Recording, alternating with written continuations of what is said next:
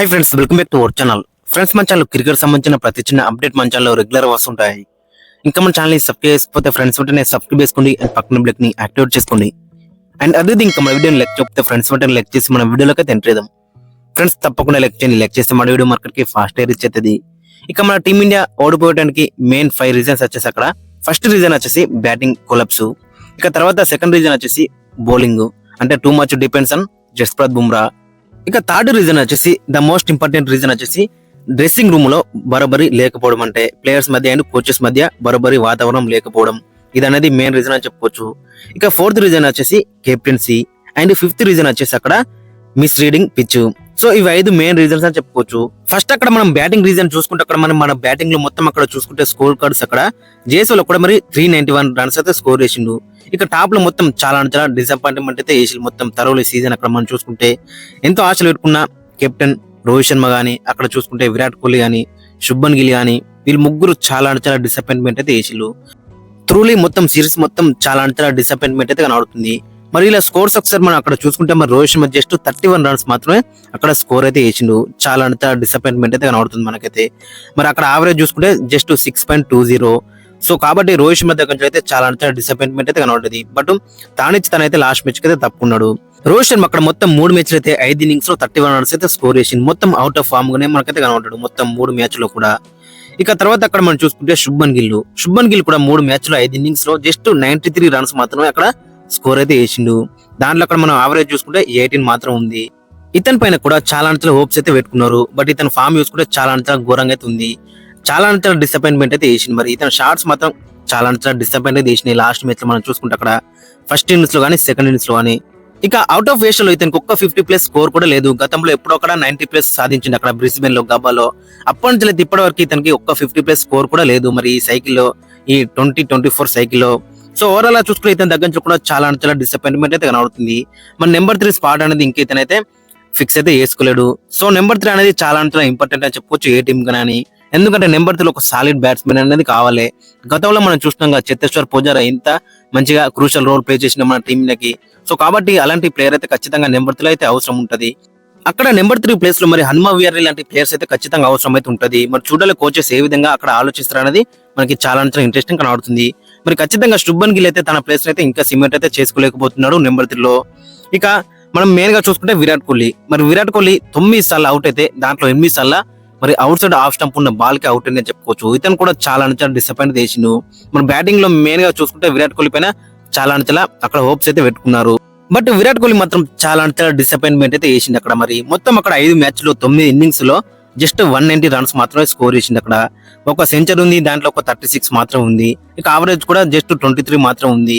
ఇక ఓవరాల్ గా చూసుకుంటే చాలా డిసప్పాయింట్మెంట్ అయితే కనబడుతుంది విరాట్ కోహ్లీ దగ్గర నుంచి. మొత్తం అక్కడ 9 సార్లు అవుట్ అయితే ఈ సిరీస్ లో, దాంట్లో 8 సార్లు కూడా సేమ్ కైండ్ ఆఫ్ డిస్మిసల్ మనకైతే కనబడుతుంది.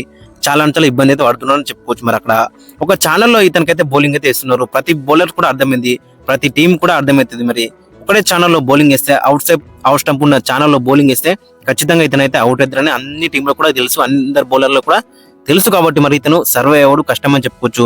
మళ్ళీ అక్కడ డొమెస్టిక్ వెళ్ళాలి, డొమెస్టిక్ లో మంచిగా ఆడితేనే ఖచ్చితంగా ఇతనైతే మళ్ళీ అక్కడ మనం జూన్ లో అక్కడ ఇంగ్లాండ్ టూర్ కి అయితే చూసే అవకాశం అయితే ఉంటది. మరి చూడాలి మరి అక్కడ కోచెస్ అండ్ సెలెక్టర్స్ ఏ విధంగా ఆలోచిస్తారు అనేది ఇంట్రెస్టింగ్ కనబడుతుంది. తనకు కూడా తెలుసు మరి అక్కడ ఒకటే ఛానల్ అవుట్ అయితే చాలా కష్టమని తనకు కూడా తెలుసు. సో కాబట్టి మరి సెకండ్ హాఫ్ అక్కడ రంజీ ట్రోఫీ మ్యాచెస్ అయితే ఉన్నాయి. మరి దాంట్లో వెళ్ళి ఆడితే బెటర్ అయితే ఉంటది. ఇక తర్వాత కౌంటీ మ్యాచెస్ కూడా ఆడితే మాత్రం చాలా బెటర్ అయితే ఉంటది. ఇక తర్వాత అక్కడ మనం రిషబ్ పంత్ చూసుకుంటే మరి రిషబ్ పంత్ లాస్ట్ మ్యాచ్ లో మంచిగా ఆడినప్పుడు కూడా గత లాస్ట్ 4 మ్యాచ్ లో చాలా డిసప్పాయింట్ తెచ్చిండు. స్టార్స్ వస్తున్నప్పుడు కూడా దాన్ని అయితే పెద్ద నక్కింది కనబడలేకపోతున్నాడు. సో లాస్ట్ మ్యాచ్ లో కూడా మరి 60 కొట్టినప్పుడు కూడా ఇంకో 40 కొడితే ఖచ్చితంగా బెటర్ అయితే ఉండేది అతని దగ్గర నుంచి. ఎందుకంటే అతనికైతే చాలా మంచిగా కన్వర్ట్ అవుతున్నాయి. బట్ ఓవరాల్ చూసుకుంటే మరి తన అయితే డీసెంట్ పర్ఫార్మెన్స్ అని చెప్పుకోవచ్చు. మరి ఈ సిరీస్ లో మొత్తం అక్కడ చూసుకుంటే 255 రన్స్ అయితే స్కోర్ చేసిండు. ఇక తర్వాత అక్కడ మనం చూసుకుంటే Nitish Kumar Reddy 298 runs, KL Rahul 276 and అక్కడ మనం మెయిన్ గా చూసుకుంటే జేఎస్ఎల్ అక్కడ 391 రన్స్ అయితే స్కోర్ చేసిండు. వీళ్ళ నలుగురు కూడా చాలా బెటర్ రాణించాలని చెప్పుకోవచ్చు ఈ సిరీస్ లో. ముఖ్యంగా అక్కడ మనం మెయిన్ గా చూసుకుంటే జేసుడు అయితే చాలా బెటర్ రాణించిన చెప్పుకోవచ్చు ఈ సిరీస్ లో. పెర్త్ మ్యాచ్ లో అక్కడ సెంచరీ సాధించిండు. ఇక తర్వాత మధ్యలో 2 మ్యాచ్ కొంచెం డిపెండ్ కానీ తర్వాత లాస్ట్ 2 మ్యాచ్ అయితే చాలా బెటర్ రాణించిన చెప్పుకోవచ్చు. అక్కడ మెల్బోర్న్ టెస్ట్ లో ఫస్ట్ ఇన్నింగ్స్ లో 80+ రన్స్ స్కోర్ చేసిండు అండ్ సెకండ్ ఇన్నింగ్స్ లో కూడా 80+ రన్స్ అయితే స్కోర్ చేసిండు. సో ఓవరాల్ చూసుకుంటే జేసుడు అయితే ఈ సిరీస్ లో మొత్తం అక్కడ సెకండ్ హైయెస్ట్ స్కోరర్ గా మనకైతే ఉండడం చెప్పుకోవచ్చు. మన టీం తరపున కూడా మరి ఇతనే హైయెస్ట్ స్కోరర్ అని చెప్పుకోవచ్చు. ఓవరాల్ గా సెకండ్ హైయెస్ట్ స్కోరర్. అండ్ అక్కడ తర్వాత అక్కడ మనం మెయిన్ గా చూసుకుంటే నితీష్ కుమార్ రెడ్డి మన టీం ఇండియాకి సెకండ్ హైయెస్ట్ రన్ స్కోరర్ అని చెప్పుకోవచ్చు. 298 అయితే స్కోర్ చేసిండు. యావరేజ్ అక్కడ మనం చూసుకుంటే 37, దాంట్లో ఒక సెంచరీ అవుతుంది. అండ్ అక్కడ మనం చూసుకుంటే ఫస్ట్ టెస్ట్ మ్యాచ్ మనం చూసినాక 240+ అయితే స్కోర్ చేసిండు. సో ఓవరాల్ చూసుకుంటే నితీష్ కుమార్ రెడ్డి దగ్గర అయితే చాలా బెటర్ పర్ఫార్మెన్స్ అయితే మనకైతే కనబడిందని చెప్పుకోవచ్చు. ఇక తర్వాత కేఎల్ రాహుల్ అయితే డీసెంట్ పర్ఫార్మెన్స్ అని చెప్పుకోవచ్చు. మొత్తం అక్కడ కేఎల్ రాహుల్ 276 రన్స్ అయితే స్కోర్ చేసినప్పుడు కూడా చాలా డిసప్పాయింట్ చేసిండు. ఎందుకంటే అక్కడ ఒక మ్యాచ్ మంచిగా రానిచ్చిండు, ఒక మ్యాచ్ లో 2 మచ్ డిసప్పాయింట్ చేసిండు. అండ్ లాస్ట్ 2 మ్యాచ్ లో కంప్లీట్ గా ఆఫ్ కలర్డ్ గా మనకైతే కనబడ్డాడు. సో ఓవరాల్ చూసుకుంటే కేఎల్ రాహుల్ దగ్గర నుంచి కూడా డిసప్పాయింట్మెంట్ అయితే కనబడుతుంది.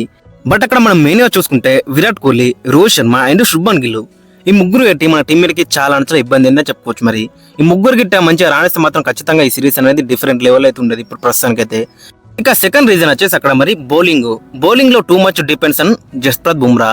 ఇక తర్వాత సిరాజ్ కూడా చాలా బెటర్ రాణించినప్పుడు కూడా ఇంకా వికెట్స్ అయితే కొన్ని ఎక్కువ వస్తే మాత్రం చాలా బెటర్ అయితే ఉండేది. బట్ ఓవరాల్ చూసుకుంటే మరి జస్ప్రీత్ బుమ్రా అండ్ సిరాజ్ అయితే చాలా బెటర్ రాణించలు.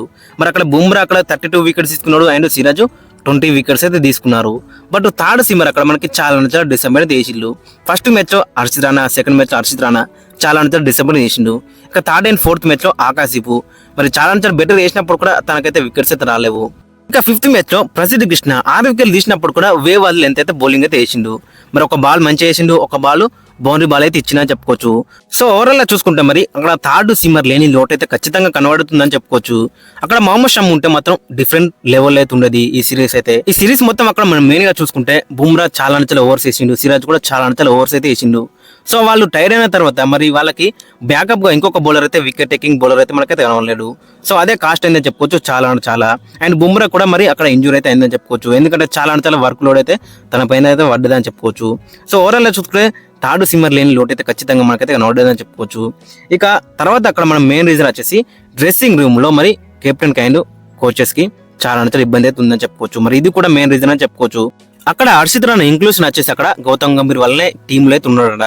బట్ అక్కడ రోహిత్ శర్మ వాళ్ళకి కావాల్సింది left arm pacer Khaleel Ahmed లేదంటే ఎస్ దయల్ ఉంటే బెటర్ ఉంటుందని వాళ్ళు అంటున్నారు. బట్ అక్కడ ఫస్ట్ నుంచి అక్కడ గౌతమ్ గంభీర్ హర్షిత్ రాణా వైపు ఫోకస్ అయితే వేసిండట.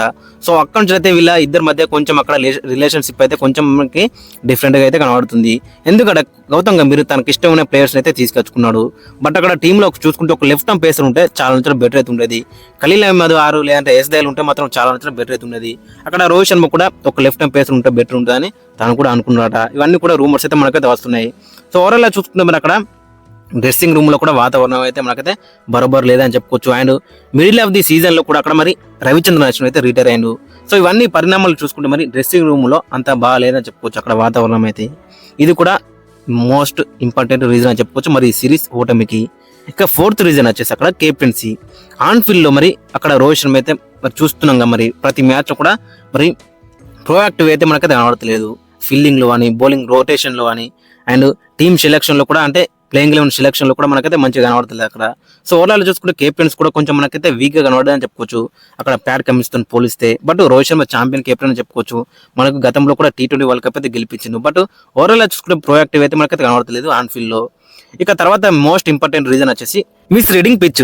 ఎందుకంటే అక్కడ మరి మెల్బోర్న్ అండ్ సిడ్నీ వికెట్ మీరు చూస్తే చాలా పేసలకైతే హెల్ప్ ఉంది అక్కడ. మరి మీరు గుడ్ గా వెళ్ళని చెప్పుకోవచ్చు అక్కడ మరి గతంలో స్పిన్నర్లకు హెల్ప్ ఉంటుందని. బట్ ఓవరాల్ చూసుకుంటే పిచ్ వచ్చేసి అక్కడ చాలా ఫాస్ట్ బౌలర్ కి హెల్ప్ ఉండేటట్టయితే వాళ్ళైతే క్రియేట్ అయితే వేసుకున్నారు. మీరు ప్రాపర్ గా పిచ్ అయితే రీడ్ చేస్తే ఖచ్చితంగా బెటర్ అయితే ఉండేది. బట్ మీరు గతంలో స్టార్ట్స్ చూసి అక్కడ మరి ఇద్దరు స్పిన్నర్లతో అయితే వెళ్ళిళ్ళు. బట్ అక్కడ ఆస్ట్రేలియా మేనేజ్మెంట్ ఏంటంటే అక్కడ మరి 7 మిల్లీమీటర్ గ్రాస్ అయితే యూజ్ చేసి పేసలకు హెల్ప్ ఉండేటట్టు. లాస్ట్ 2 మ్యాచ్ లో మనం మెయిన్ గా చూసుకుంటే మరి మెల్బోర్న్ వికెట్ కానీ సిడ్నీ వికెట్ కానీ మొత్తం కంప్లీట్ గా పేసర్లకు హెల్ప్ అవుతుంది. స్పిన్నర్లో కొంచెం కూడా అసిస్టెంట్ అయితే మనకైతే కనబడలేదు. సో అలాంటి పిచ్చులు మరి ఇద్దరు స్పిన్నర్లతో వెళ్తే చాలా కష్టంగా అయితే ఉంటుంది. లాస్ట్ మ్యాచ్ లో చూసినాక మరి బుమ్రా కూడా లేడు. మరి ఇద్దరు పేసర్లతో చాలా మనకైతే ఇబ్బంది అయితే అయిందని చెప్పుకోవచ్చు. ఒక స్పిన్నర్ ప్లస్ ఇంకొక ఫాస్ట్ బౌలర్ తీసుకుంటే కంప్లీట్ గా రిజల్ట్ అనేది డిఫరెంట్ గా ఉండేది. బట్ అదైతే మన వాళ్ళైతే ఖచ్చితంగా మిస్ అయ్యాలని చెప్పుకోవచ్చు. ఈ సిరీస్ ఓడిపోవడానికి ఖచ్చితంగా one of the main reason వచ్చేసి మరి మిస్ రీడింగ్ పిచ్ అని చెప్పుకోవచ్చు. ఓవరాల్ చూసుకుంటే this 5 reasons are main reasons to last this series. Friends మరి మీ యొక్క ఒపీనియన్ అయితే కింద కామెంట్స్ అయితే ఖచ్చితంగా మెన్షన్ చేయండి. మరి మీరేమనుకుంటున్నారో